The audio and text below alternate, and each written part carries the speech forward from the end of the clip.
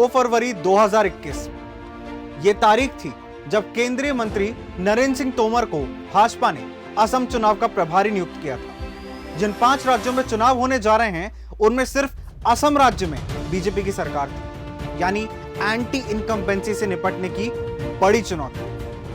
बेहद कम समय में इस बड़ी चुनौती पर फतह हासिल करना कोई आसान काम नहीं था। शायद यही वजह थी कि भाजपा हाईकमान ने अपने सबसे धीर गंभीर सिपह सलार को यह जिम्मेदारी सौंपी और नरेंद्र सिंह तोमर ने वो कर दिखाया जिसने भारतीय जनता पार्टी को उत्तर पूर्व के इस सबसे बड़े राज्य में अपने जड़ों को और गहरा करने का मौका दे दिया।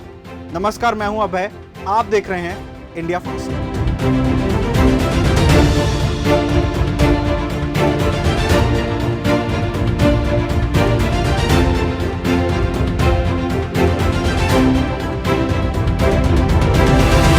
केंद्रीय कृषि और पंचायत मंत्री नरेंद्र सिंह तोमर अपने शांत स्वभाव और धीर गंभीर व्यक्तित्व के लिए पहचाने जाते हैं, लेकिन चुनावी रणनीति बनाने और उसे जमीन पर उतारने में उनकी रफ्तार विपक्षियों के होश उड़ा देती है।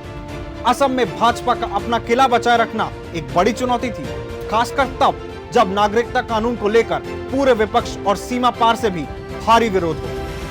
नरेंद्र सिंह तोमर ने असम के छोटे छोटे गांव में जाकर वहां के आदिवासियों और अलग अलग समुदायों से सीधी चर्चा की, उनका भरोसा पार्टी के प्रति और मजबूत किया। और ये मेरा सौभाग्य है कि जिस दिन मैं यहाँ आया वही दिन फादर ऑफ बोर्डो सुपेरनाथ ब्रह्म जी का जन्मदिन भी, और इस जन्मदिन के पावन पर्व पर मुझे उनके दर्शन करने का, उनके प्रति श्रद्धा सुमन अर्पित करने का और आप सबके दर्शन करने का भी ये सौभाग्य मिला।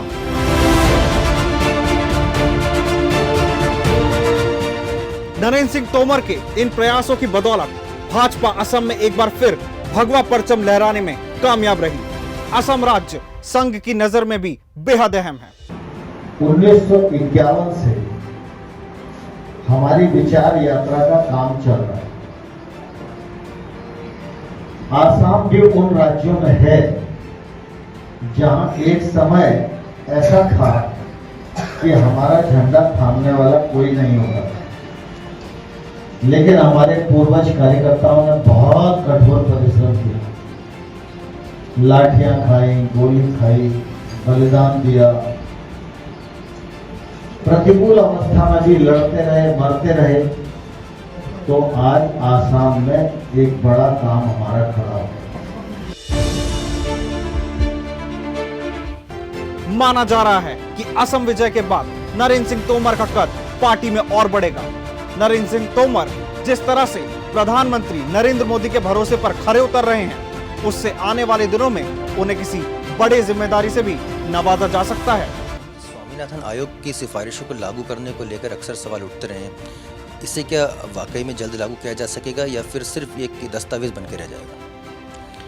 स्वामीनाथन आयोग की सिफारिशों के बारे में किसी को अध्ययन नहीं है, और जितने लोग इस पर भाषण देते हैं उनको भी नहीं मालूम कि स्वामीनाथन साहब ने कहा गया था। स्वामीनाथन साहब ने जब अपनी रिपोर्ट दी थी तो उसमें 201 रिकमेंडेशन थी।